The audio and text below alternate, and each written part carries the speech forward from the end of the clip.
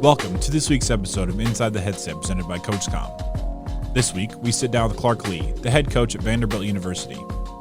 In this conversation, Coach Lea talks through his journey to becoming the head coach of his alma mater, working hard to earn job opportunities, and the value of constantly learning. But first, a word from CoachComm. Deuce left, check with me. If they're in quarters match, we're going to Pittsburgh or Ohio. They're in zero. Let's go Hippo, Seattle, wide choice. If we call the protection right, it's 6. When a play call is the difference between winning and losing, your headset choice could be your most important decision.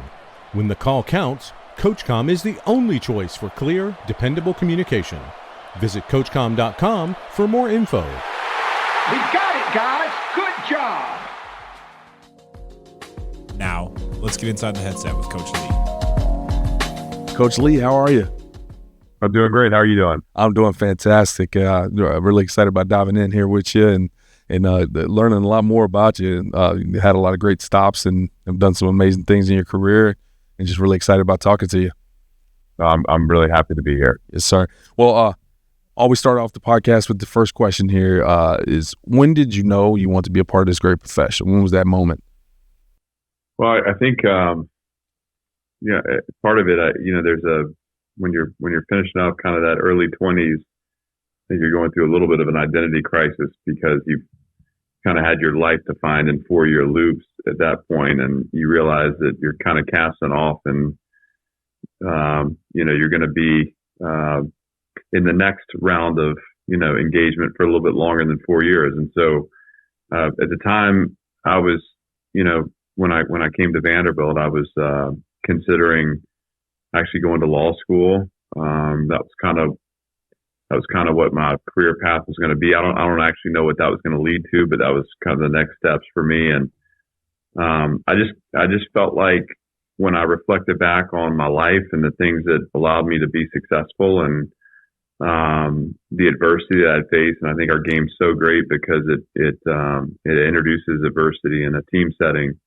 But along the way, when I had missteps or successes, that coaches were always there as catalysts for me to continue my journey forward. And whether that was picking me up and encouraging me or seeing something in me that they were excited to draw out, or at times whether that was humbling me and making sure that I stayed committed to a process. I believe that coaching can be a sacred act. And I was fortunate to be the beneficiary of a group of men that were really interested in seeing me reach the highest levels as a person. So as I was kind of weighing options and looking at it all, there was a part of me that didn't want to let go of the competitive aspects of football. There was a part of me that just desired to be a part of a team, and as something that was an inspiration to me. And then the other part was to think that I could really help build scaffolding into the lives of other people if I do this the right way. And that all kind of came together for me as I was kind of finishing my career up here. And maybe too, I was delaying more school, which right. I think we can all appreciate that. But beyond that, to me, it was like, hey, I want to live a life of impact. What's a way that I can do that? And I felt like coaching was certainly that for me. Absolutely. And now something interesting as I kind of dove into your bio, I don't want to say what was your first love, but actually the first thing you kind of did in college from an athletic standpoint is you played baseball for a couple of years before going to Vanderbilt and playing football. What was that like? What drew you back to the game of football? And yeah, just educate us on that for those that don't know. Yeah, it's just like any young person, I had aspirations to play professional sports. And I don't know, like we don't, have dreams as 9-year-olds to put the lineup card together or to make the play call. It's you're in the game playing. Yeah. And when I was in high school, I had started a little bit of a side gig where I was the bullpen catcher for the AAA team here in town, and I was doing some work with them. And I was kind of saw myself continuing on that journey, and I felt like I'm a 5'11" and a half, 220 pound fullback at the time. that was probably if I got a sub 5:40, I don't know. I don't never got an official time on it. Thank God I don't have to own that. But I just felt like I was a catcher, and there was a ceiling there that I could maybe that would maybe translate for me. And I think just right off the bat, there's transaction embedded in that. I wanted to be a professional, and so I was going to use baseball as a vehicle to do that. It was kind of like, again, how I saw myself making an impact in my life. And what happened to me is when I went to college, I actually, I think now they call it the yips. I mean, I couldn't catch, couldn't throw, couldn't hit. And it was brutal. And I needed that because I needed something to kind of shake me awake, to recognize that, my time was running out, to at least set a foundation. And I knew I wanted to be successful. And so when I realized that it wasn't going to be through a baseball career, I kind of, was further enough along in my career to be able to look myself in the eye and say, hey, you want to be successful. I started to do really well in school, and I thought, let me try to get to the best possible school I can get into, and let that lead to me wherever it was going to lead me to. And that ended up being Vanderbilt. So that's how, and I wanted sports to be a part of my education. I mean, I could not envision myself not maximizing the time that God gave me to be an athlete. So, actually, by the time I was here playing football, I saw it less as a transaction. I mean, I wasn't trying to get anything out of it other than just the experience of being a part of the team and pouring into something bigger than myself. And it made the whole interaction so much healthier for me. Absolutely. Yeah. Well, that's awesome how that kind of came around full circle there. Now, anytime you want to get in this great profession, the kind of that first opportunity is typically the tough one. How were you able to kind of get a start there in 2005 at UCLA?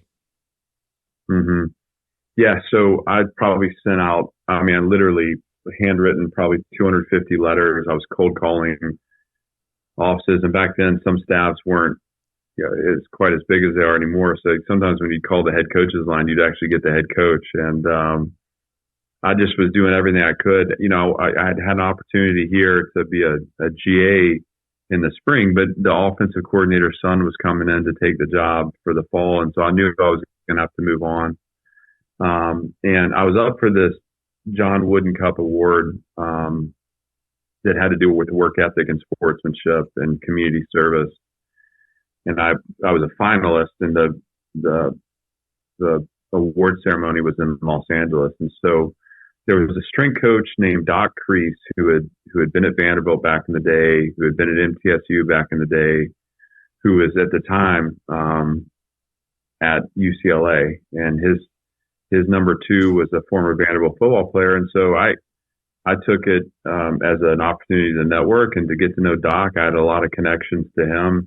I went out my girlfriend at the time was she was from Los Angeles. So, and I went out a week early, stayed with her family, and basically would come over every day to UCLA and sit with Doc. And that led me to an introduction to the director of football operations, which led me to a sit down with the head coach, Carl Durrell was the head coach at the time. And essentially back then they had an offensive GA, a defensive GA, an operations GA, and then a volunteer. And I was pegged for the volunteer spot.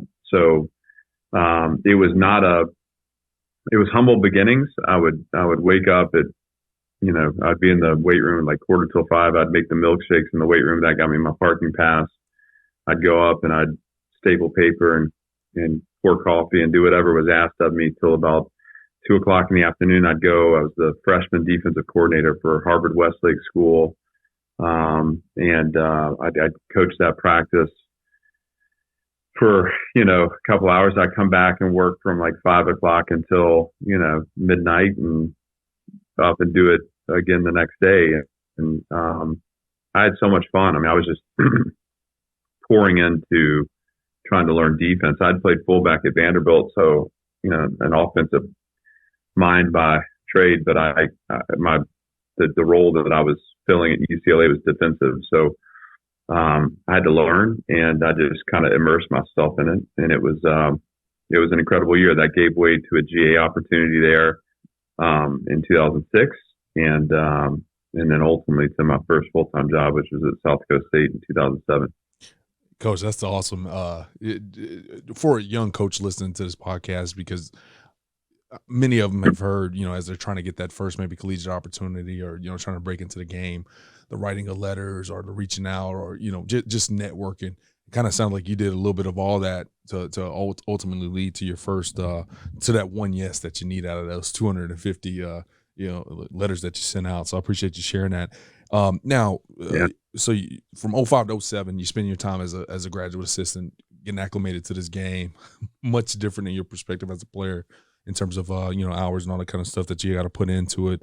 But you do get this full-time opportunity at South Dakota State. Once again, the getting into the game as a graduate assistant is difficult, but then getting into the game for that first full-time position is equally difficult. How did you get on to South Dakota State? What was that process like? Yeah, so I'll just, I think too, just the thought of mind of young coaches who may be listening to this. There was a lot to me that I did without knowing it that kind of unlocked opportunities for success, and there was a lot that I thought I was doing that was going to unlock those opportunities that really didn't matter. I think one of the things that's become a mantra for me is to allow my work to be an expression of my gift.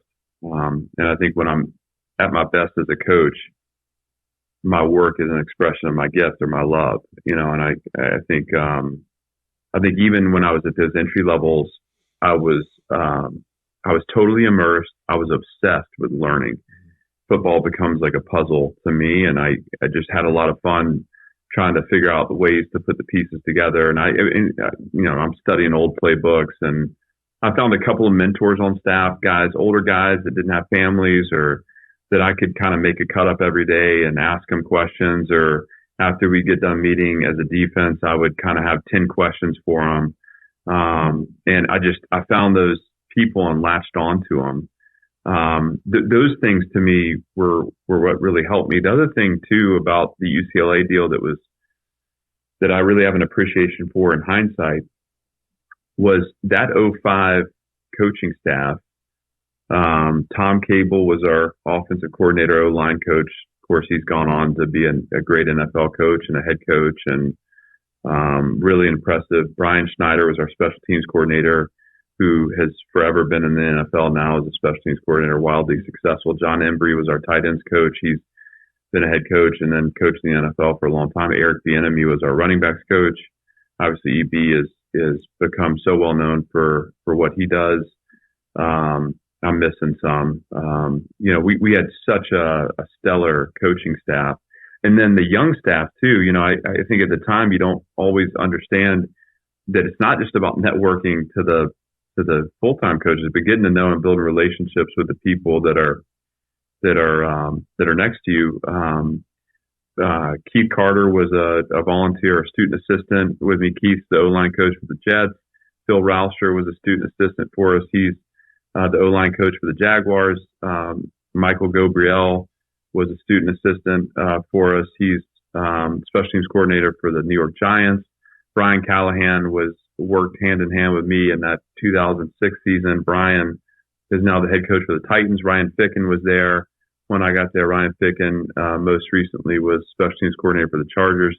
So not only was I around a group of full-time coaches that were really, really good, and as my entry into coaching, I think also had a bunch of young guys around me that were really excited to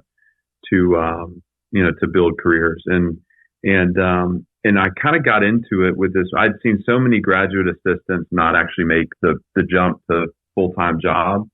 And so like literally my goal as I went out there was just like, I want, hopefully in 2 years, I get a full-time coaching job in college. And if I can just do that, whatever comes after it, I can have peace of mind about. Yeah. I want to have one stab at a full-time coaching job.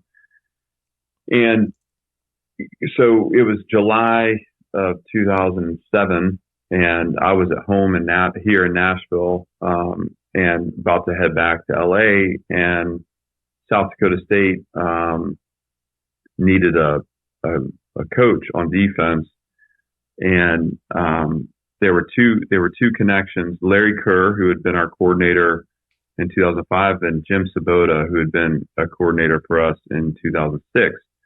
Both on the UCLA staff, both had connections to the South Dakota State staff, and when they were called independently about who they would recommend, they brought my name up.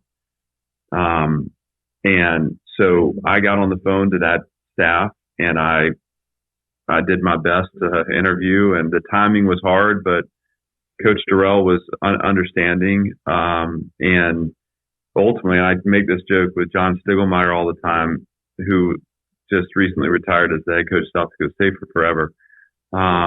They didn't want me. There was someone else that they wanted to hire. I was kind of the young unknown. And so what we went through kind of a week where I was talking to the various coaching staff members on the phone. It fizzled out, and I went back I was set on going back to LA and doing my thing. Well, I got a call like kind of later in the week or maybe the next week that said the other guy turned it down, and do you want to be the linebacker coach of South Dakota State? And of course I said absolutely. And I had never set foot in the state of South Dakota. So I changed my flight. I got back to LA a day early. I packed my stuff up in a Penske truck. I drove from LA to South Dakota, and that's where I started. And South Dakota State now, I mean, they got best in class facilities. They've won 2 national championships now. When I got there, we were in the kind of final years of transitioning from Division II to Division I, and so it was not set up right. But what I didn't recognize at the time that I've again come to appreciate later in life is I was able to be around John Stiglmeyer and a bunch of other really good coaches too, by the way, on that staff. But Stig had such a way of dedicating himself to the holistic development of the individual, treating the players as people, didn't allow profanity on the field.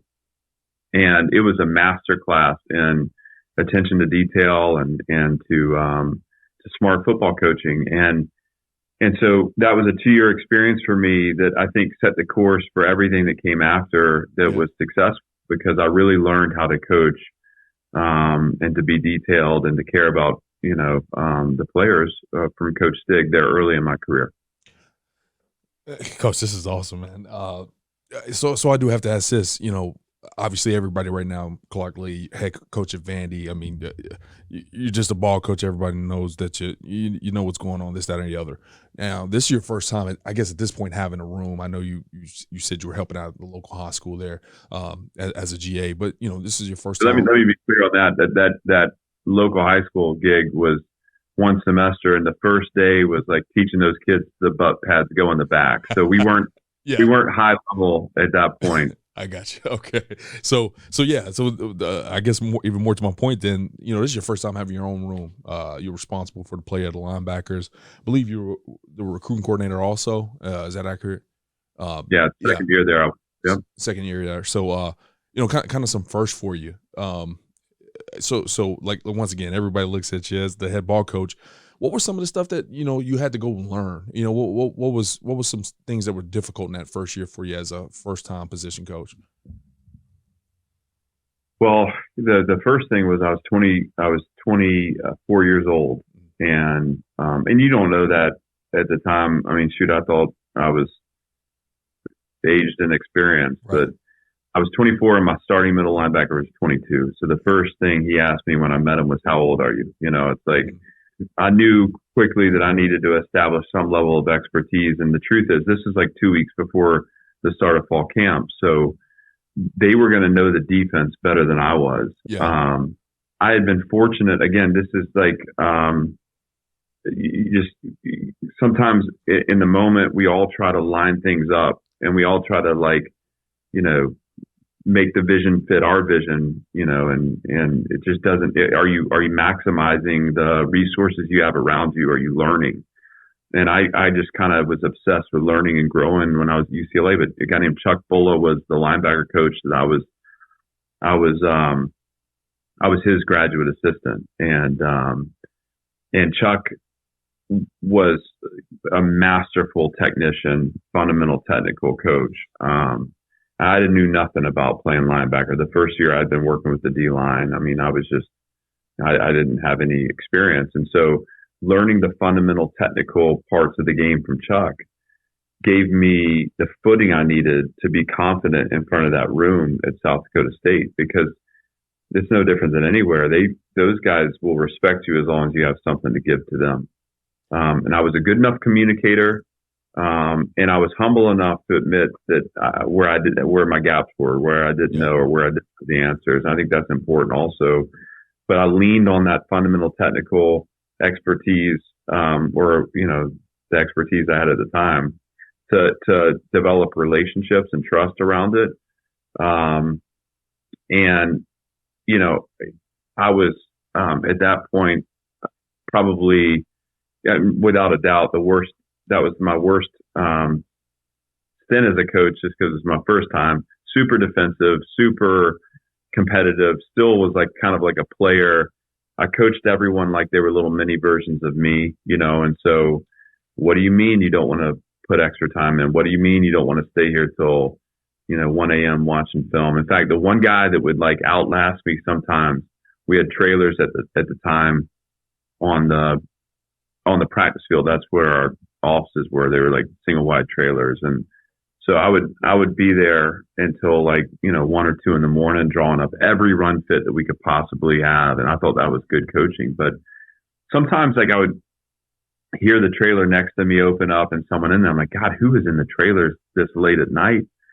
And I would go over there, and I'd hear a can crack open, and I was really nervous that someone was over there drinking alcohol. And so leaving one night, I made sure I stayed later, and I left after they left, and I looked in the garbage can, and it was a Monster energy drink or something. And so I kind of started doing some investigating. Well, the guy that was in there till as late as I was a guy named Jimmy Rogers, and he was a linebacker for us. And obviously Jimmy now is the head coach for South Dakota State, just won his first national championship. So, but for me, it was just very novice. As a teacher, I didn't know how to chunk things. I didn't know how to be simple and make hard things simple. I was giving out 100-page, game plan books and stuff like that. And but I was doing the best I could, and there was a lot to learn that I couldn't have learned before actually doing it. And so that 2 years was incredibly formative to me. Absolutely.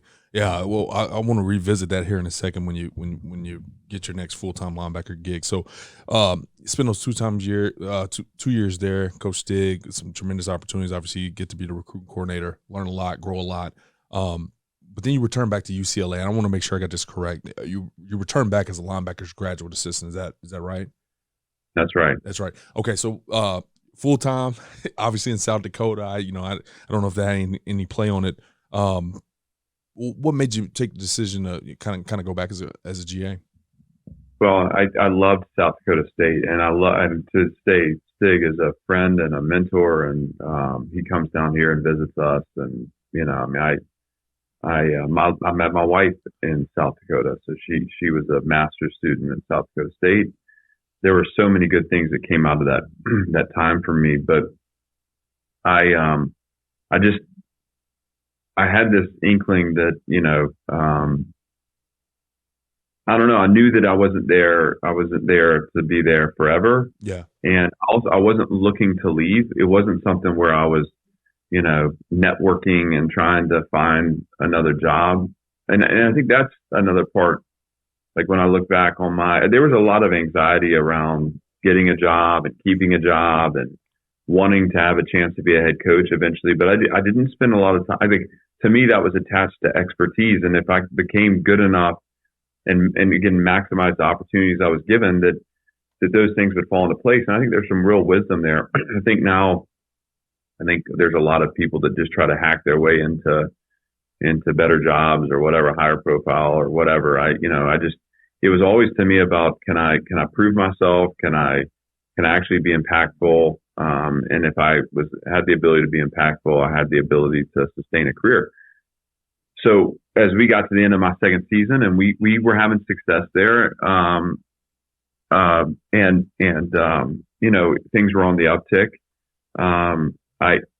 At that time, the guy that GA'd for the first time around at UCLA was a guy named Dwayne Walker. He stayed on with Rick Neuheisel's staff. And then after 1 year left to go, this was 2008. After that 2008 season, he left to be the head coach in New Mexico State. Well, Rick elevated Chuck Bulla, who had trained me as a, linebacker coach. And I had stayed in touch with Chuck. And so when Chuck became the defensive coordinator, he called me up and said, I don't have a full-time job for you, but I don't want to have to coach that room and be the coordinator, and I trust you to do it. I was 27 at the time, and I just felt like, God, if this is maybe the last time in my life that I can do something this dumb and get away with it and recover from it, with this dumb being give up a full-time job, sacrifice for what you are for what you could become. And that was kind of a mantra again that fueled that decision. It was hard to leave. It was emotional to leave. But I wanted to find out if I could prepare a room in the Pac-12. And so that's what took me back in that role. And now a quick word from Hader Athletic.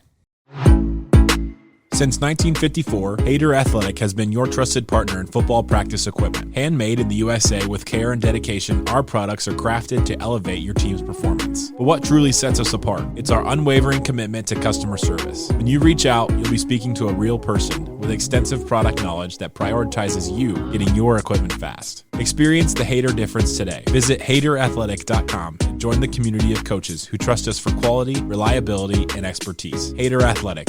For coaches, by coaches. Save 15% on your next order by using promo code AFCA 2024 at checkout.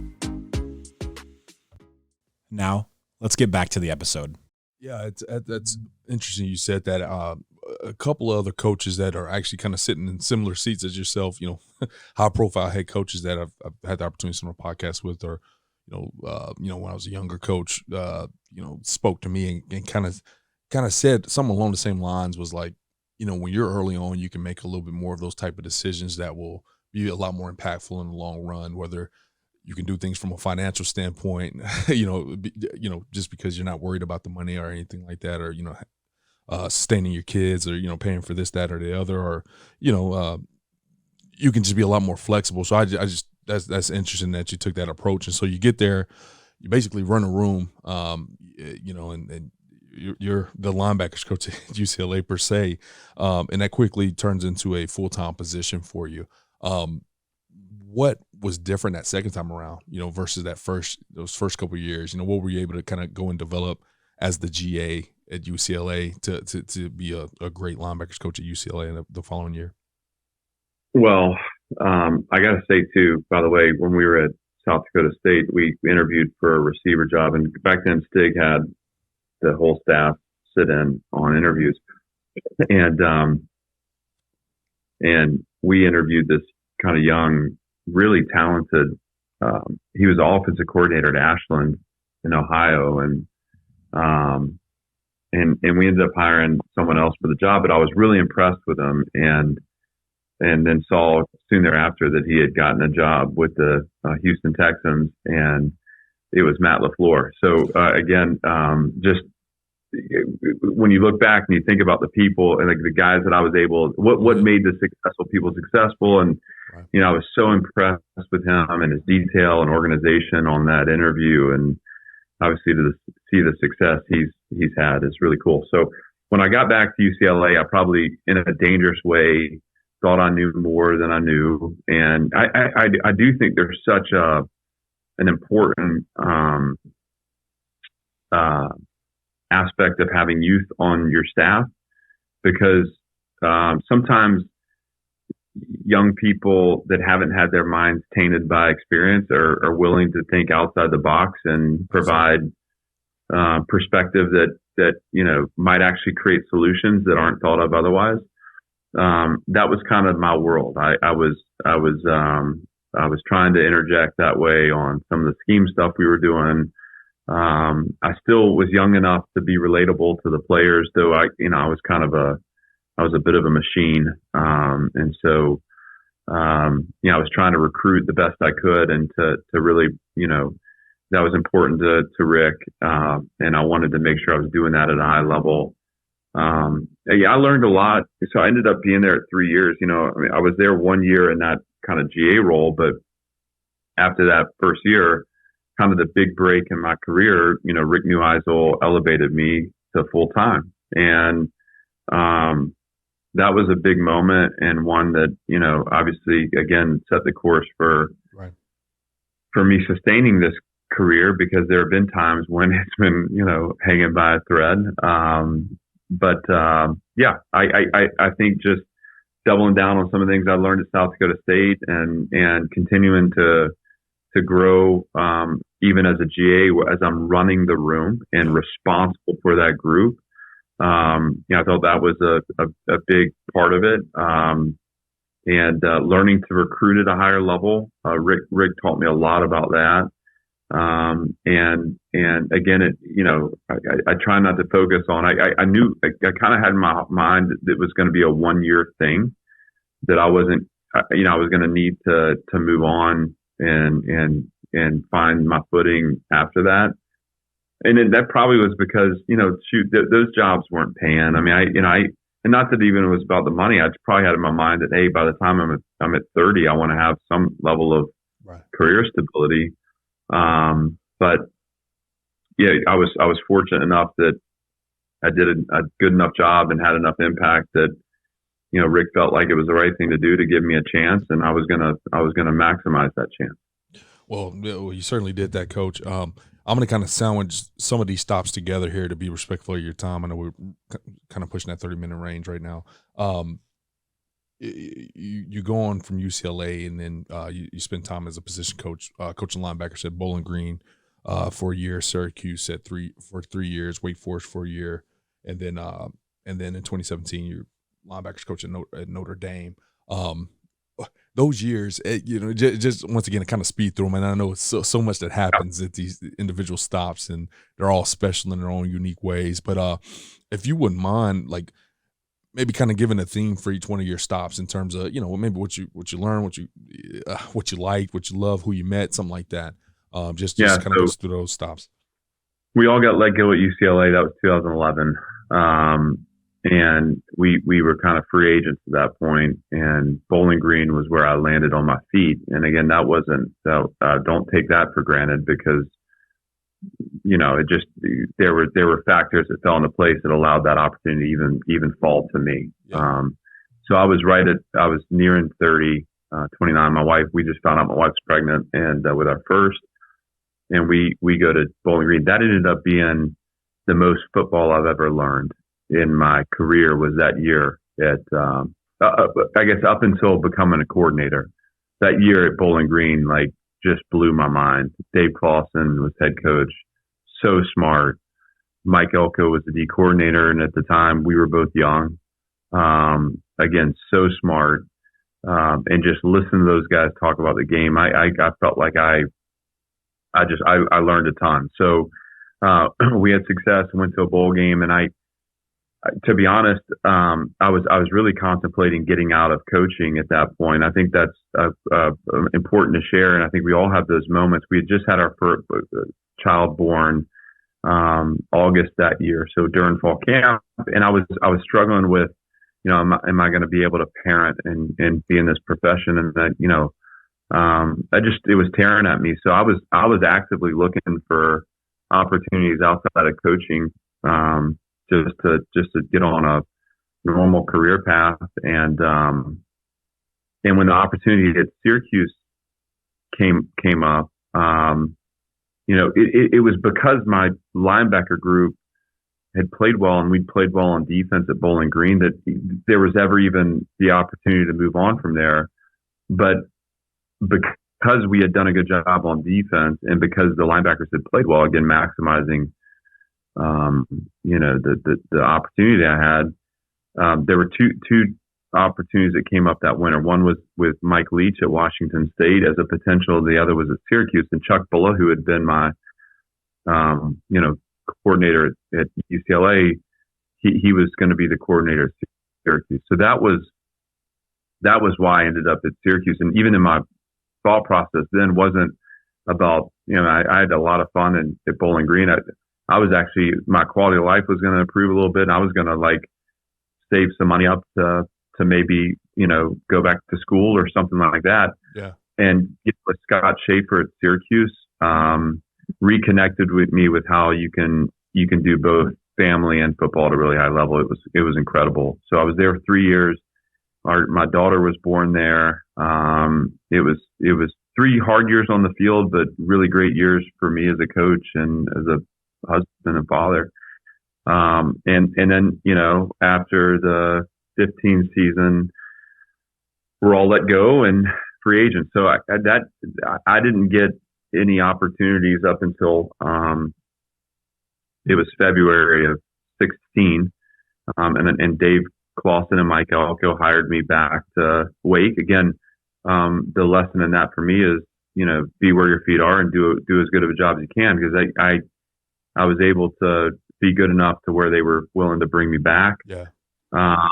And again, another great year. We go to a bowl game, and Mike gets the opportunity at Notre Dame. And there was a few things. I didn't know that I was ready to be a coordinator yet. I felt like I needed to learn more. I felt like being with Mike, I was learning a lot, and I was a part of a system that I wanted to run someday. And there were a couple other things that I just thought, I'm going to go and continue to be a linebacker coach with Mike, and I'm going to do it at Notre Dame. And that was, I don't know. It was just, it felt like the right thing in the moment. And I when I give advice to people on jobs and what to do, I always tell them that no one can make this black and white. No one can give you a definitive. Everyone's going to have an opinion. I think you got to take enough time on things to figure out what it is that's written on your heart and what's inside you. And the more time you spend, the more that'll manifest. So I went there thinking that this was going to give way eventually 2 or 3, 4 years to my first coordinator job. Mike leaves after a year to go to A&M, and I get elevated at Notre Dame, and I did a good enough job there to get that opportunity. We won 10 games, so the success allowed for that too.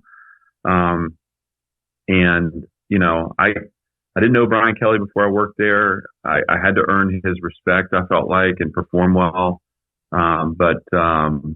But we became really close, and I learned so much from him. And he helped me so much in that coordinator's role that I was able to maximize that. And this opportunity came up in 2021. So if you look at it, 2016 winter, I was on my couch. Yeah. 2021 winter, I had accepted my dream job here. And that 5 years, that's how quickly things can turn. I think the important thing is you just keep putting one foot in front of the other, bet on yourself. And again, I never have paid attention. I'm probably the worst in the country at staying in touch and networking. I always felt like if I just did a really good job that I could become a good coach. And, I think the verdict's still out on that, but I'm learning in my role now, and I sometimes about whatever success we may have or whatever adversity we may face, that as much as it either is, great or it hurts in the moment, I actually think it's just giving way to an evolved version of a coach who's still growing every single day. And I'll look back on, these first few years here and say, man, I learned so much. And here were the things that I took from it. And that's what I love about the profession is, no one masters this, it's humbling to everyone. And each year you feel like you've got to reset yourself and continue to climb. So that's what we're doing. That's right. Yeah. Just always growing in the profession. Well, let me lump these two stops up, and then we'll kind of be ready to close here. And I'm going to brag real quick. 2 college football appearances, 2 CFP appearances in the 18 Cotton Bowl and 20 Rose Bowl. In year 2019, top 10 TD passes allowed. passing yard allowed, passing efficiency, TD total, points per game allowed, just phenomenal. Coach 2020 Buckets Award winner in Jeremiah. I'm going to butcher that last name, but currently starting linebacker for the Browns. I mean, just a phenomenal stop there. And then also at Vanderbilt, you're back at home, alma mater. You already said your dream job, home, all this kind of stuff. Just to kind of put a theme together, I asked you the first opportunity to be a full-time coach at South Dakota State, just some of the difficulties. You did a tremendous job in Notre Dame. What was some difficult things about being a first-time linebacker, and what's been, in 21, that first year as a head coach at Vandy, what were some of the difficult things that you dealt with in those two roles? Yeah, well, I mean, I think we could probably fill an hour on how hard these jobs are, not because they're actually that hard, but because we make them really hard. I mean, I at Notre Dame, I think being there, feeling like an outsider, even though, I mean, that whole community embraces you. But it was like one of those things where I didn't ever feel like I was meant, to be there or belong there, because it's what I told myself, and so when I got the coordinator job, it was just kind of like, there was a lot of what's called the imposter syndrome or self-doubt and fear. And I was also taking over for someone, Mike Elko, who, he was really good then in his role, but I mean, he had also been a coordinator for like 15 years. Maybe that's, right. He wasn't that old, but like at least 10. He has some experience. Yeah. And so it's like I'm trying to take over someone who can see it in his sleep. And so, there were moments for me, especially in that first season, where I was unsure if I was going to be able to do it at a high enough level. And that was unnecessary kind of static I was creating for myself. Yeah. The second year actually was harder because you have success in your first season and you think, oh, how am I going to replicate that? And so you start thinking it's about you. And just a quick side, that spring I came down here in Nashville to recruit, and Tim Corbin, who's the baseball coach here, who was here when I was playing, has always been a mentor of mine, someone I look up to. But I just hit him up. This is spring of 2019. I said, do you mind if I come sit in and observe your team meeting and practice? He's a legendary teacher, and I always felt like if I could get around people and learn methodology, that could help me advance in my own career. Well, at the time I was burnt out. I was kind of carrying the stress of the success of year one as a coordinator. Yeah. And what happened to me was I observed Coach Corbin, and that, by the way, 2019 Vanderbilt baseball team went on and won a national championship. But he talked about the smallest of traditions being the most important. He talked about teaching his team to stand at attention for the national anthem. When I walked in that room, when the team came in, I was in a receiving line of 40 people, each shaking my hand, eye contact, telling me who they were, where they were from. That was the players. And I realized I was a part of an exercise there. That's their standard for greeting people. Those things don't matter. They're not important unless you make them important. Right. And what I learned in observing that, and then kind of observing his operation through the day, was that I don't need to replicate anything. It's really just not about me. It's about, am I instilling the foundation and fundamental aspects of coaching football that will serve our players for a lifetime? Yeah. That's what's important, and that's what my job is. And so let me focus on that rather than thinking somehow that I'm some kind of important. The other thing I took away from that was if I could ever get my kids involved in that Vandy baseball program, I would do it in a heartbeat, because I know that they would be returned to me having advanced for the experience. And I think that's also our job. We're the caretakers of other people's sons. We take on the hopes and dreams of these guys, and we need to do our best in service to them. I want for people to look at the time Notre Dame defense, or here Vanderbilt football, as a place where you can send your son and know that he's going to be challenged but supported and grown holistically. And so, again, it's just this constant search. The fear and self-doubt's always there. You got to learn how to battle through it and find your confidence through it. And if that was hard at Notre Dame as the coordinator, it's like on steroids here as the head coach. It's just, I mean, with every time you level up, the light gets brighter, the stage gets a little lonelier, and I've got a great team here and a great support staff, but you still are going to have these feelings that it's on your shoulders, and we've had moments of success. We're still building here, and so it's just good things take time, and patience is hard to come by sometimes, and I don't talk about that from external or internal. I'm saying within myself, the patience to say, hey, the right people doing the right things the right way in time will work out, and that's kind of the challenge here now, and we're seeing glimpses of evolution and growth, but it's our discipline to stay the course, independent of results, to say in time the lag effect will be the success of this program. Coach, I could sit here and listen to you talk this all day long, man. This is awesome. I appreciate the extra time that you spent with us here. I know I'm a little over that 30-minute mark with you, but also wanted to thank you for representing AFCA, been a part of our board as our game, great game, faces its challenges, and as we try to navigate these crazy waters right now, we do appreciate your leadership and stepping up and helping out.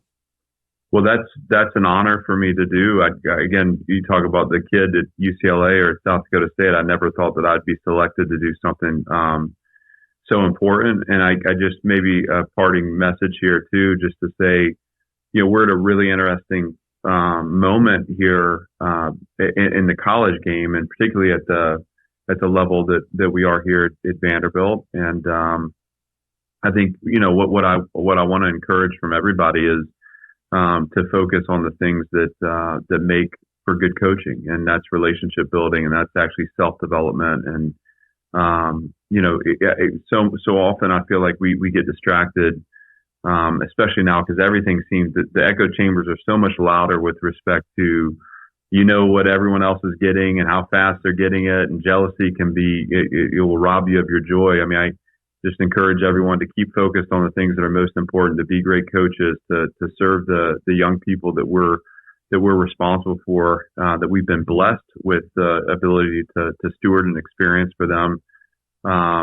Know that that's what we're doing here. And I think if we all can focus on that level of execution at a foundational level, that our game is going to benefit from that. And we will get through this kind of choppy time where we're going through a lot. Coach, appreciate the message, and once again, thanks for dropping on the nuggets here on the podcast. Best of luck this spring, and we'll be cheering you on in the fall, okay? Thanks so much. Good to be with you. All right, thanks, Coach. CoachComm has been delivering tough headsets for tough teams for more than 31 years. It's why 97% of FBS teams and thousands of high schools across the country rely on CoachComm. Get the best for your team. Visit CoachComm.com for more info. Thanks for listening to this week's episode of Inside the Headset, presented by CoachComm. If you'd like to learn more about this week's episode, head over to AFCA.com. There, you can access every episode and find corresponding show notes. Remember, you can catch every episode of Inside the Headset, presented by CoachComm, on wherever you get your podcasts, including Spotify, Apple, and YouTube. While you're there, we'd love for you to take a moment to rate, review, and subscribe to the podcast. Your feedback helps us improve and grow. Keep up with the latest news by following us on social media. Connect with us at Inside the Headset, and remember to tag us when you share your favorite episodes. For more updates on all things AFCA, be sure to follow the @WeAreAFCA social media accounts. If you're not a part of the AFCA community yet, visit AFCA.com to join thousands of NFL, college, and high school coaches nationwide and across the globe. Elevate your coaching game with an AFCA membership. You'll gain exclusive access to the annual AFCA convention, magazine, digital library, and AFCA Insider email. Stay up to date with the latest stories and news on the AFCA website. More than just a convention, the AFCA offers continuous education, guidance, networking, and more. Celebrate the past and shape the future with the AFCA. It's about fostering exceptional coaches who create outstanding teams and even better individuals. Invest in your skills and make a lasting impact today by engaging with the AFCA. Your journey starts here.